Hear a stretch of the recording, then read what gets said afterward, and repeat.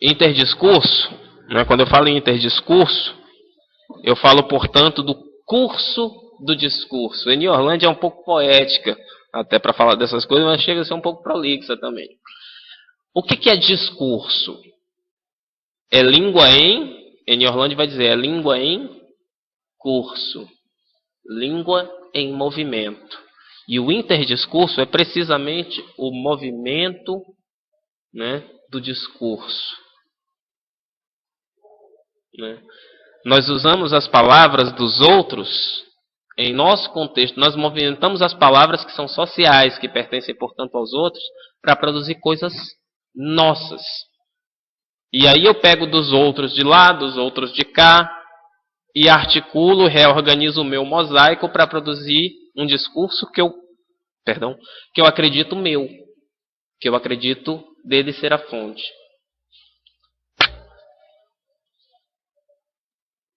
De acordo com as minhas condições de produção, essa organização vai se dar. Então, por exemplo, se a gente perguntar, já sobre memória, se a gente perguntar a alguém de outra geração o sentido de qualquer palavra, ela vai ter outra flutuação, ela pode ter, não é que ela vai ter, ela pode ter outra flutuação de sentidos que não é a nossa. Por exemplo, um exemplo bem ingênuo. A Marília Gabriela uma vez estava entrevistando o Maguila. Vocês já imaginam o que deu isso, né? E perguntou a ele, Maguila, você já lutou alguma vez na sua vida contra homossexual? Ele responde, não, Gabi, nunca lutei contra esse negócio de homem sexual, não. Né?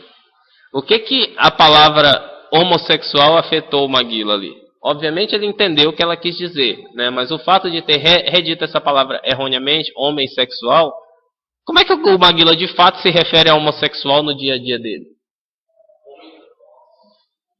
Viado, bicha, né? Ele não, sabe, não é do universo dele. Ou seja, existem vários modos de dizer, mas ele articula o dizer dele de outro modo e ele foi levado a articular da mesma maneira que a Marília Gabriela, e aí que ficou a questão da piada do engraçado, né? Porque ele redisse erroneamente, né? Pelo contexto em que ele estava, de mídia.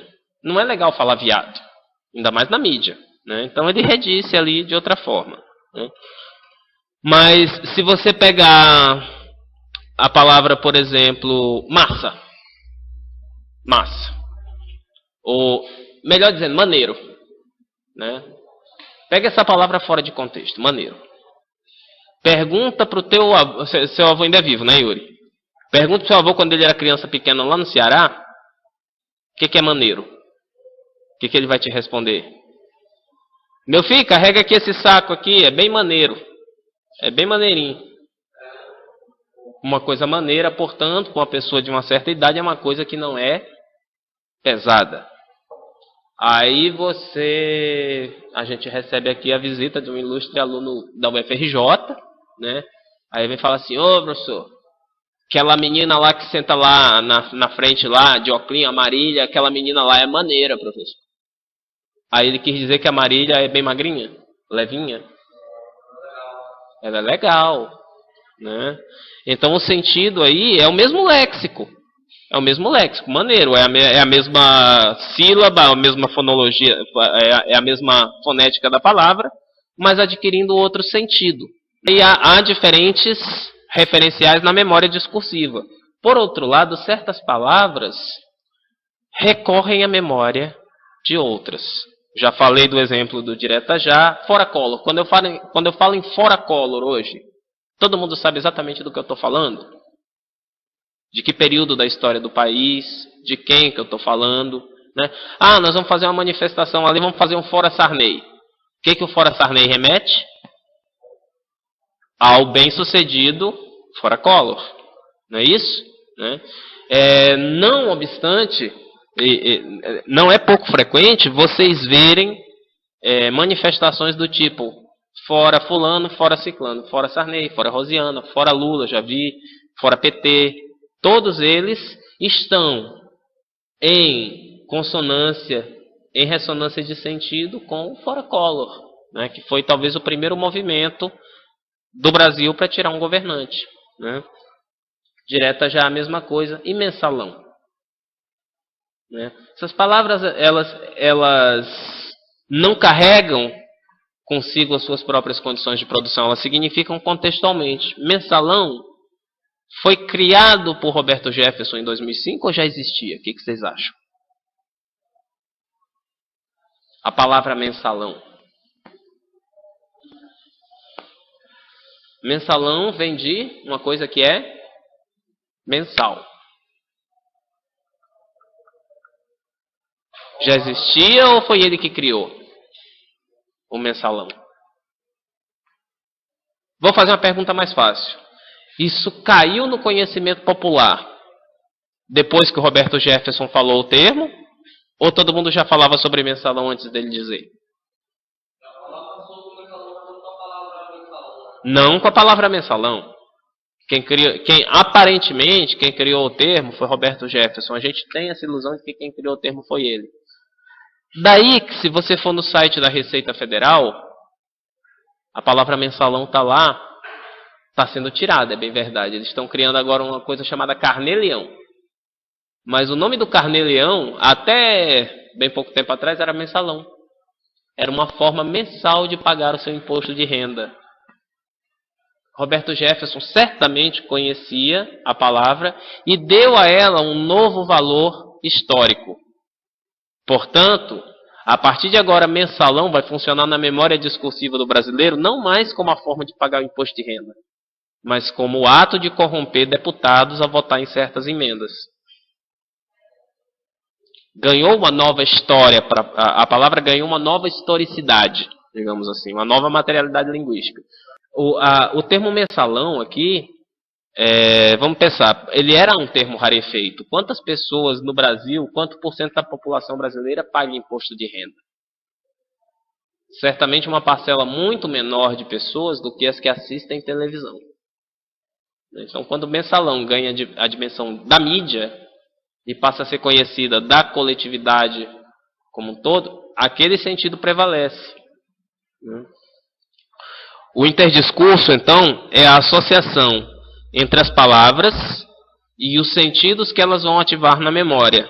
Né? No caso de direta já, não se trata apenas de um adjetivo associado com o advérbio, mas de um acontecimento histórico direta já. Mensalão é o acontecimento histórico mensalão. Né? E toda vez que eu retomo, o mensalinho do Severino Cavalcante, não sei se você lembra daquela coisa tosca que foi presidente da Câmara durante um tempo, mandou Gabeira calar a boca, etc. Né?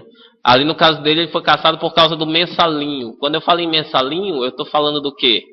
No mensalão pequenininho.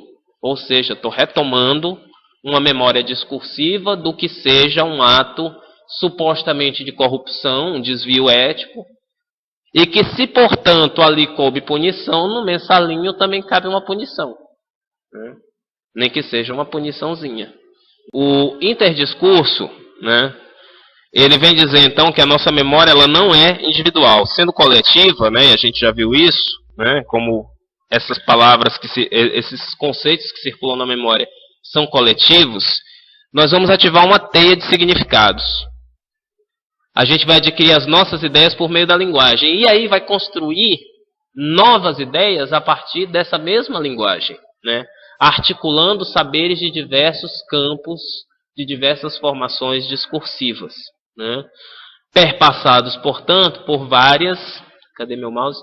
Várias ideologias que circulam em cada um desses meios sociais, dessas formações discursivas.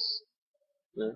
O texto, portanto, é uma trama, é um tecido, né? Se você pegar a palavra texto, você consegue derivar ela até chegar em trama. Texto, textura, não é trecer não, tá gente? É tecer, né?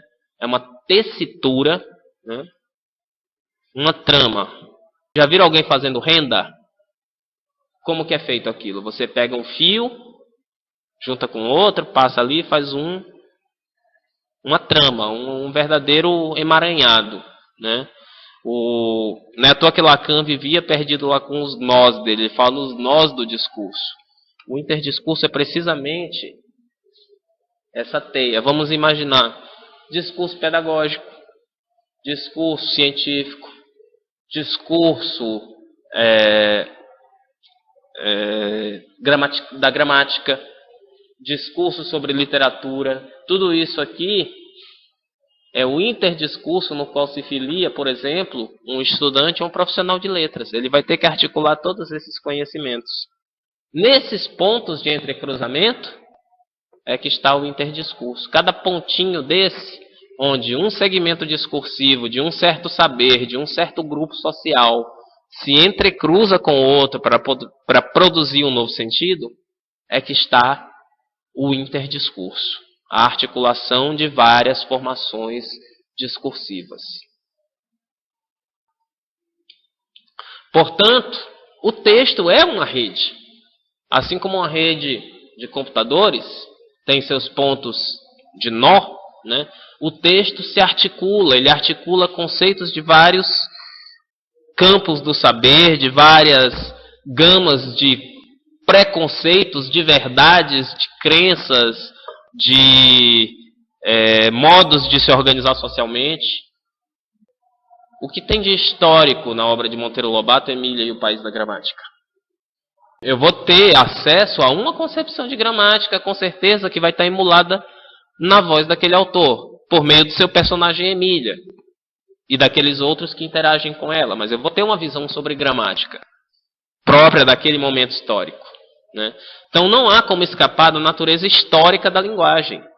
Você não simplesmente fala, agora eu vou falar única e exclusivamente da posição de linguista.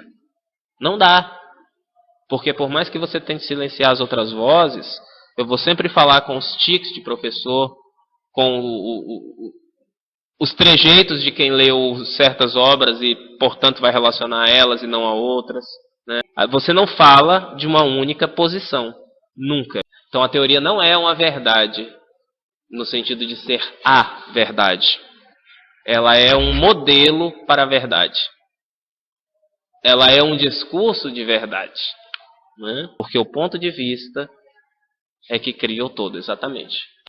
O ponto de vista do analista são as condições de produção da análise que ele vai ter que vão criar a própria análise.